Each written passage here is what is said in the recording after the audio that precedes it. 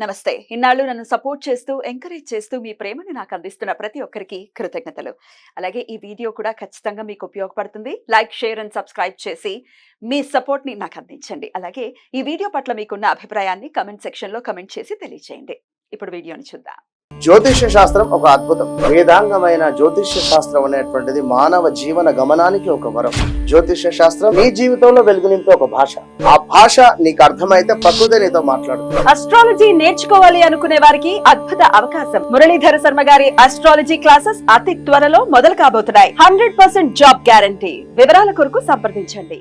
నమస్తే, welcome to our channel. నేను పద్మిని. ప్రస్తుతంతో పాటు ప్రముఖ ఆధ్యాత్మికవేత్త, astrologer, life coach, Bala Tripura Sundari ఉపాసకురాలు శ్రీమతి సుధా గారు మనతో పాటు ఉన్నారు. మాట్లాడదాం. నమస్కారం అండి. నమస్కారం పద్మిని. బాగున్నారా సుధా గారు? ఫైన్, మీరు ఎలా ఉన్నారు? నేను బాగున్నాను. సుధా గారు, లక్ష్మీ యోగం మాకు కలగాలి అని కోరుకోని వాళ్ళు ఎవరైనా ఉన్నారంటే వాళ్ళు ఏ అవధూతలో అయి ఉంటారు. అంతే అంతే కదా. అది కూడా Lakshmi. Spirituality is also Lakshmi. బాబోయ్, అన్ని లక్ష్ములే. లెవెల్ లక్ష్మి అది. అదే. కానీ అవధూతలు మన వీడియోలు ఎందుకు చూస్తారు? మనకు అంతే. కావాల్సింది సామాన్యులు.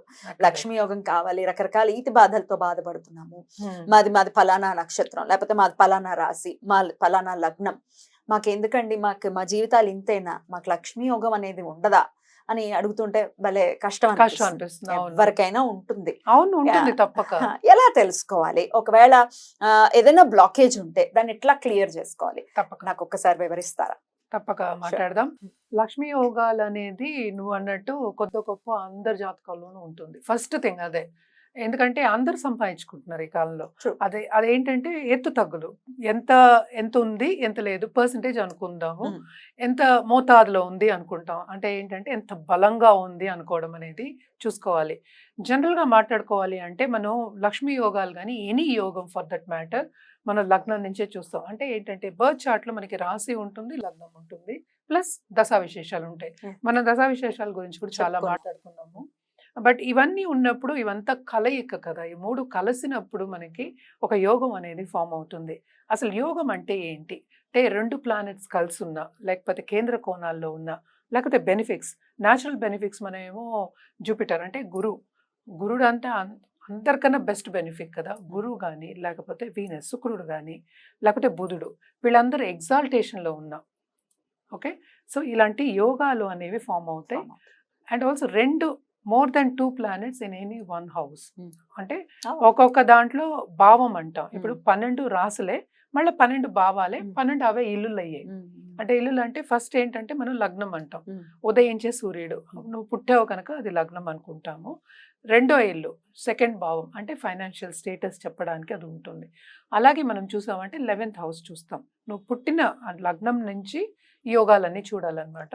So 11th house, second house and 9th house అంటే భాగ్యాధిపతి ఎక్కడ ఉన్నాడో చూసినప్పుడు, plus combination of Jupiter and Venus, శుక్రుడు ప్లస్ గురుడు, వీళ్ళందరితో కాంబినేషన్ అయితే లక్ష్మీ యోగాలు అనేవి ఫామ్ అవుతాయి.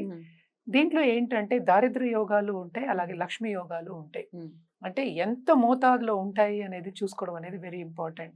ఎందుకు ఇంపార్టెంట్ అంటే, మనకి ఏదైనా ఈజీగా అయిపోతే హ్యాపీ ఫీల్ అవుతాం. ఏదైనా కష్టపడ్డాం అంటే అయ్యో కష్టపడుతున్నాం అనుకుంటాం. కష్టపడందే ఏమి రాదనేది ఒకటి క్వశ్చన్. నిలబడదు, దట్ ఈస్ ఓకే. బట్ కష్టపడినా రాకపోతే అది బాధాకరం. సో ఇన్ని పొజిషన్స్ ఉంటాయి దాంట్లో. కొంతమంది ఏంటంటే పుట్టినప్పుడే వాళ్ళు సంపదతో పుడతారు. గోల్డెన్ స్పూన్ తో, silver spoon, golden spoon, platinum spoon ఇప్పుడు.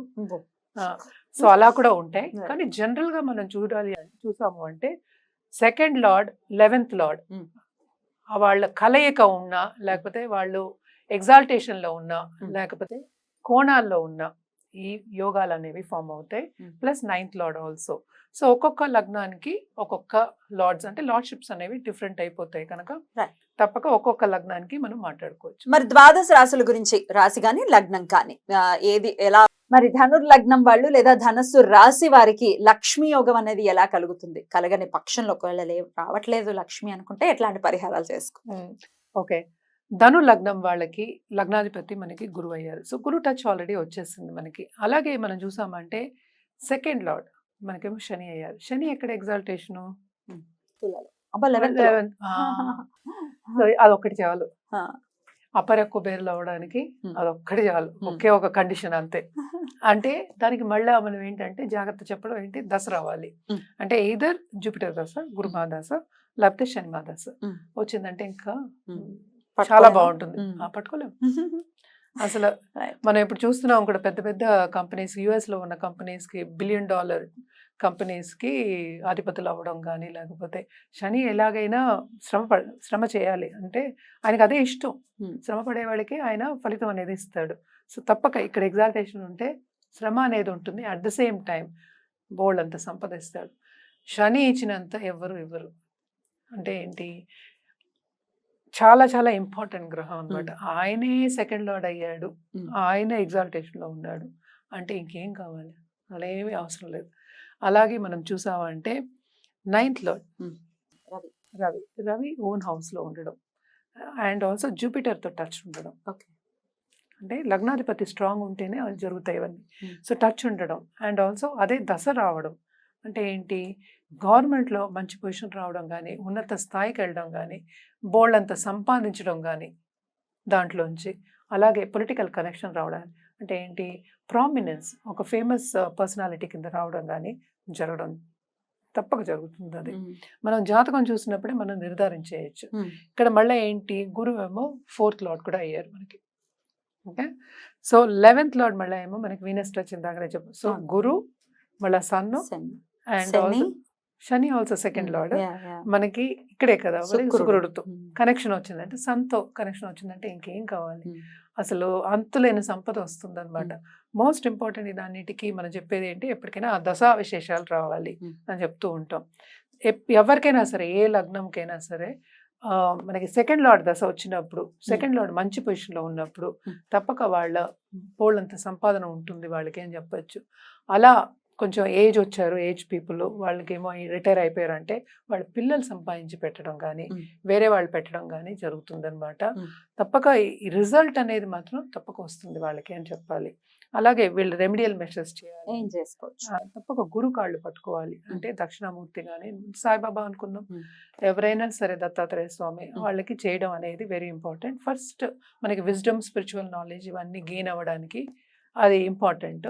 తర్వాత శనికాళ్ళు, శనికాళ్ళు పట్టుకోవాలి అంటే ఎవ్రీ మండే సోమవారం అంటున్నా, సోమవారం తప్పక మనం రుద్రాభిషేకం చేయించుకోవడం, కంటిన్యూస్గా చేయించుకోవడం మంచిదన్నమాట. అండ్ ఆల్సో ఎందుకు అది చెప్తాము అంటే, బికాస్ శని ప్రీతి పొందడం అనేది కొంచెం కష్టం, అందుకోసమని తప్పక దేవతకి చేయడం అనేది మోస్ట్ ఇంపార్టెంట్, శివుడికి చేయడం అనేది వెరీ వెరీ ఇంపార్టెంట్ అనమాట. అందుకని మిగతా అని చేయకూడదని ఎవరు అనట్లేదు, తప్పక చేయొచ్చు. ఇది కూడా చేయడం ఇంకా మంచిది. బ్యూటిఫుల్ అండి, చాలా అద్భుతంగా ఎక్స్ప్లెయిన్ చేశారు. ఇక నెక్స్ట్ ఎపిసోడ్ లో మకర రాశి లేదా మకర లగ్నం గురించి మాట్లాడుకుందాం. థ్యాంక్ యూ అండి, నమస్తే.